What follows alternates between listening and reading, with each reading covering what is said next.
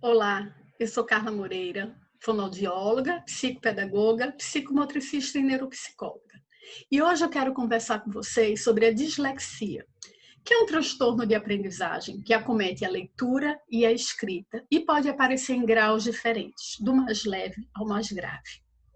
O que a gente encontra quando a gente pensa na leitura e na escrita de uma criança que tem dislexia? A gente pode perceber, dentro da escrita, repetições, adições de letras, adições de palavras. A gente pode encontrar transposições, que é a mudança na posição em que vem essas sílabas ou essas letras dentro de uma palavra. A gente pode encontrar também omissões de letras numa palavra, ou omissões até de palavras numa frase. Podemos encontrar também substituições, que é quando a criança substitui uma letra por outra. Substitui o T pelo D, o P pelo B, o F pelo V. Na leitura, a gente pode encontrar uma leitura com muitas hesitações. É aquela leitura muito silabada, muito travada, com pouca inflexão, sem pontuação. É uma criança que também pode pular linhas quando vai fazer a leitura de um texto. E aí, por conta dessa questão de fazer uma leitura com muitas hesitações, uma leitura pulando linhas, acaba sendo uma leitura com pouca compreensão. E é uma leitura que acaba sendo muito sofrida para a criança. São crianças que normalmente não têm prazer com a leitura, não têm prazer com o processo de leitura e escrita. Mas antes disso, quando a gente pensa na dislexia, a dislexia ela não aparece de uma hora para outra. Ela não surge. Ele é um processo neurobiológico. Então, ela vem com a criança, ela já está ali presente. Apesar de que a gente só vai poder fazer esse fechamento do diagnóstico da dislexia quando a criança já passou e já fechou o processo de alfabetização dela. Quando ela chegou na idade de concluir a alfabetização, processo de alfabetização.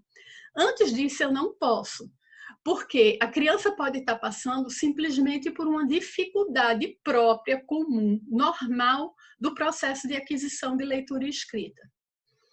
Então, mas mesmo assim, apesar de eu não poder fechar esse diagnóstico antes dessa conclusão do processo de alfabetização, lá na pré-escola, essa criança já dá indícios de que tem dificuldades que podem estar associadas com um transtorno de aprendizagem. E que essas dificuldades precisam já ser trabalhadas e ser estimuladas, mesmo que eu ainda não tenha um fechamento de diagnóstico, tá? Porque trabalhando lá atrás, eu posso evitar que essas dificuldades cresçam, avancem e dificultem ainda mais para essa criança em séries mais na frente. Mas que dificuldades são essas que eu posso ver ainda numa pré-escola para essa criança? O que eu posso encontrar quando essa criança ainda é muito pequenininha? Eu posso encontrar, por exemplo, aquela criança que é muito dispersa. Eu posso encontrar uma criança com atraso no desenvolvimento da linguagem. Eu posso encontrar dificuldades em aprender rimas e canções. Dificuldades com a memorização de atividades que envolvem letras, números, formas geométricas. Sabe aquela criança que ela está aprendendo na escola as vogais e ela nunca consegue decorar? Ela não consegue decorar as formas geométricas, círculo, quadrado, triângulo. E uma coisa interessante, muitas delas não decoram até o nome dos coleguinhas da escola. Quando você pergunta, eles chamam todos de coleguinha, meu amiguinho, meu coleguinha, mas eles não sabem o nome dos colegas, mesmo que estejam estudando com eles já há muito tempo. E também a gente pode encontrar um fraco desenvolvimento da coordenação motora, tanto a ampla quanto a fina. São aquelas crianças que parecem desajeitadas, desorganizadas, né? E apesar da gente, como eu disse antes, apesar da gente não poder ainda fechar o diagnóstico, essas dificuldades elas precisam ser trabalhadas, precisam ser estimuladas desde já. não significa que todas as crianças que apresentam alguma dessas dificuldades, elas estão necessariamente relacionadas a uma dislexia, a um transtorno de aprendizagem, mas elas podem estar relacionadas. Então, por isso é importante que a gente já esteja aí pontuando, já esteja aí estimulando, né? Mas, para além dessas dificuldades, o que é que eu preciso compreender mais do que eu vou encontrar também na dislexia? Porque muitos pais compreendem a dislexia apenas como leitura e escrita e atrelam a reabilitação com isso. Associam que trabalhar a dislexia é só reforçar a leitura e escrita. E aí essa criança passa muito tempo fazendo um trabalho de reforço escolar e não consegue avançar muito, porque a dificuldade dela é uma dificuldade de base, é uma dificuldade de habilidades que são anteriores à aprendizagem, à assimilação da escrita. Então, eu preciso trabalhar e compreender que essa criança tem dificuldades que também são de organização espacial, de organização temporal, de lateralidade. E eu preciso trabalhar essas habilidades antes de pensar na leitura e na escrita. Daí porque eu preciso de uma terapia de psicopedagogia para essa criança que tem dislexia, para trabalhar essas habilidades. Então, quando a gente pensa nas outras dificuldades que a criança com dislexia tem, eu posso encontrar aí dificuldades com a discriminação visual e auditiva, e daí isso me fala daquela criança que eu falo para ela, escreve para mim bola, e ela escreve no papel dola, porque ela percebeu auditivamente errado. Ou ela lê, está escrito num papel bola, e ela lê como dola, porque ela percebeu visualmente da forma errada. Então, ela pode ter também a dificuldade com a discriminação figura-fundo visual e auditiva. Pode ter dificuldade com a memória visual e auditiva de curto prazo. E isso me fala daquela criança que está na sala de aula e não consegue acompanhar o que o professor está falando e, ao mesmo tempo, fazer uma anotação.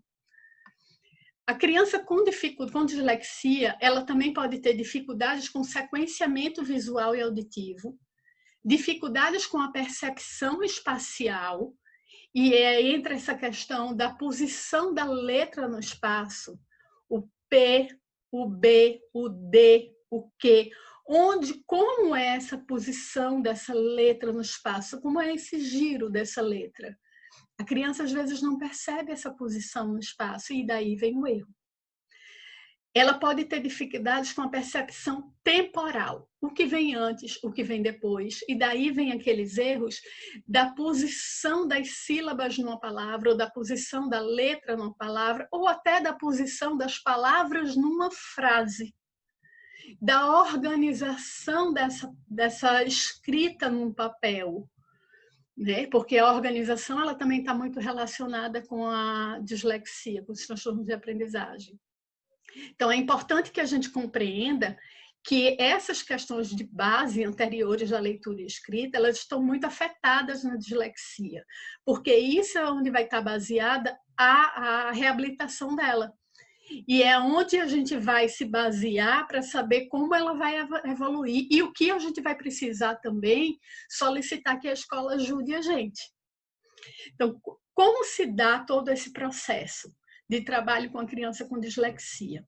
Inicialmente, essa criança passa por uma avaliação com um psicopedagogo e fonoaudiólogo.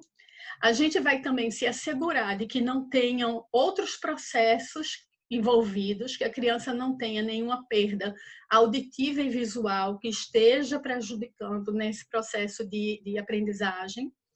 Feita a avaliação, é feito um encaminhamento para o neuropediatra, para a gente fechar esse diagnóstico, esse possível diagnóstico de uma dislexia. A partir daí, também a gente vai fazer um contato com a escola para solicitar, talvez, algumas mudanças no olhar para a criança e na forma de avaliação dessa criança, principalmente nesse início, onde a criança precisa, às vezes, de algumas mudanças na avaliação. Algumas crianças com dislexia, elas se beneficiam muito de avaliações orais, principalmente no início, quando elas ainda estão começando a terapia, ainda não se apropriaram muito de instrumentos que vão dar suporte e dar segurança a ela. Então, às vezes, a gente solicita que a escola faça mais avaliações orais do que escritas, porque assim a gente tem condições de assegurar que está sendo avaliado o conhecimento da criança sobre o assunto, e não só os erros dela na escrita, e que ela não perca pontos pelo que ela não consegue ainda de habilidades, mas que ela ganhe pontos pelo que ela consegue de assimilação oral. Então, a gente faz é uma tríade, que é o conjunto entre a terapia, psicopedagogia, fonoaudiologia e, às vezes, psicologia, quando essa autoestima está um pouquinho mais abalada na criança. É o fechamento disso com o neuropediatra e é esse suporte de apoio com a escola e com os pais. Então, feito isso, a gente consegue que a criança evolua, que a criança avance dentro das possibilidades dela, um passo a cada vez, trabalhando toda a base que é para a aprendizagem.